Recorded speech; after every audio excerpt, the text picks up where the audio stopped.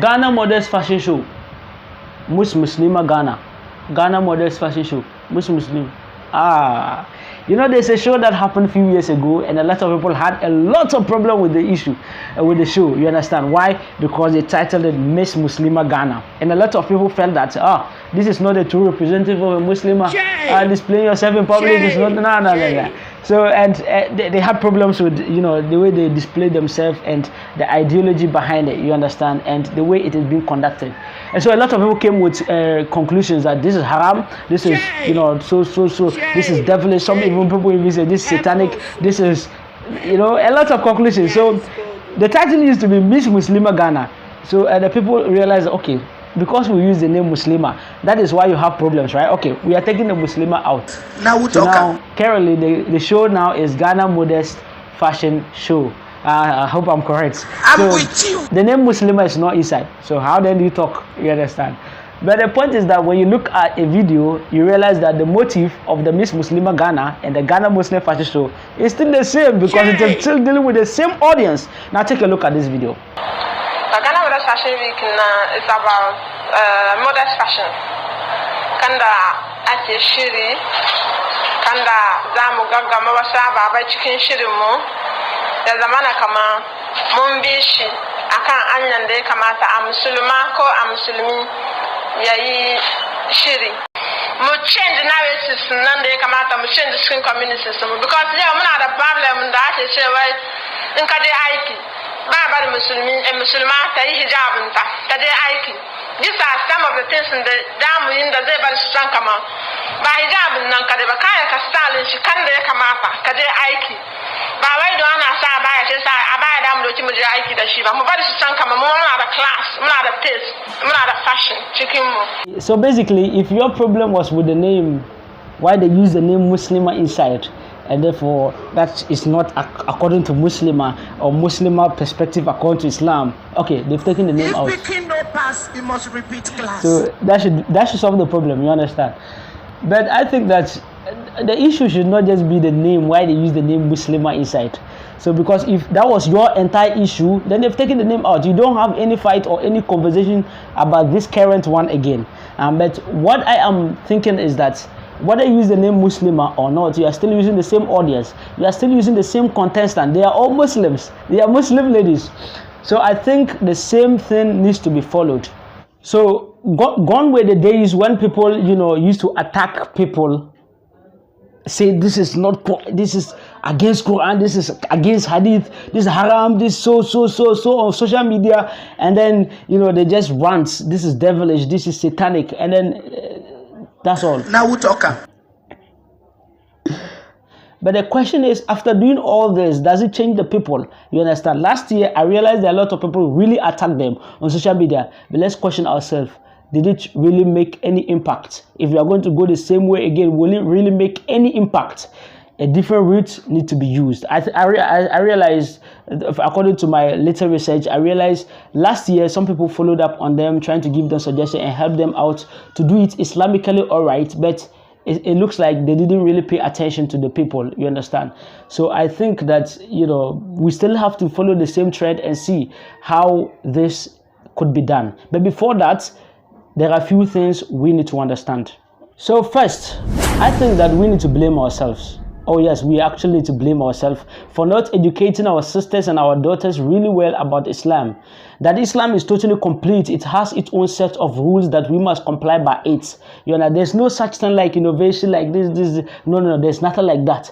When a Muslimah gets to understand things like this, she really wouldn't need this kind of fashion store to go to wear her hijab properly or to know when to wear this hijab. No, she doesn't need it. Point number two, we need to understand that our sisters want to do something. Oh yes, they really want to do something. If not, why was it that after last year's, a lot of people bashing them, insulting them, some are even cursing them, but they still didn't stop. They've progressed. They've gone ahead and they are still doing it. This year, they are still doing it. So why Are they still doing it? That means there's something that is driving it. There's a driving force which we need to acknowledge, and that driving force is that they want to do something. Why? Because they watch fashion shows on TVs, they watch movies, they want to do similar things like that. We need to admit that our sisters and our Muslimas, our daughters, they want to do something. They want to display. Now we talk. They want to do something. So how are we going to take it? So basically, I have a suggestion. The world is revolving, you understand? When things are getting out of hands, we need to find ways of curbing them, you understand? With this suggestion, I don't know whether it has been suggested and implemented and it didn't work. If maybe it has been implemented, I think it needs to be re-implemented in a different or a better way, you understand? My suggestion is that under normal circumstances, they were supposed to consult a Muslim body or an educated Muslim body that could help them in doing this, undertaking this activity. But if they didn't consult, or we have evidence that they haven't consulted any Muslim body which could guide them through this, then we need to go to them. If they wouldn't come to the Muslim body has to come to them. Of course, somebody like me, if I go to them, they'll just look at they will just sack me, you understand? But educated and our scholars could go to them or could call them, and they will come and then they will dialogue with them. They need to meet them, they need to have conversation with them. So the scholars should come out with proposal that contains ideas that will help them shape their their perception about hijab, you understand? This proposal should contain the rules of hijab. That's what I'm trying to say. And point number 2, they should also encourage more Muslims to attend the program and discourage men who go there. So men who come there with tickets, they should sack them. They should sack them, irrespective whether they are fathers, they are brothers. They should sack all of them. You understand? We can get Muslims who are good at taking cameras, taking videos, and they could do their own fashion show. No man will be there. You understand? They should sack the men who go there. So I think they should need to encourage more Muslims to attend, and then they need to discourage men who go there. You understand? What are you going to watch? Your wife is at home. Let the woman go and watch and learn how to wear hijab, you understand? But why should you follow? So I think that is to be taken into consideration. And again, I think that they should also help them with good Islamic background harmonies or good Islamic background sounds, instead of according to Islamic perspective, there's this kind of haram sounds that are used at the background music, you understand? So they could help them with that kind of background harmonies. And notwithstanding, there will be no social media for their events. But if there must be social media, then it has to be a restricted social media, you understand? For example, there is social media, the way you do videos that are restricted to only Muslims. We have Muslims platforms on WhatsApp that the videos could be shared to them, you understand? And then we have a way you could do a video that it warns that only Muslim women are supposed to watch. So if you're a man and you see the warning in the video, this video is meant for women, and you still wait for 3 seconds to pass, for 5 seconds to pass to watch the video, then you are carrying the sins because they've warned you. So this kind of proposal, a lot of things need to be taken into consideration. Notwithstanding, much as we are bringing these proposals, we need to also understand that they need funding. Oh yes, we can't just stand there and be talking, trying to guide them how to do it, but how to fund it, we don't mind, you understand? So a Muslim body has to come out with ways to help them fund it.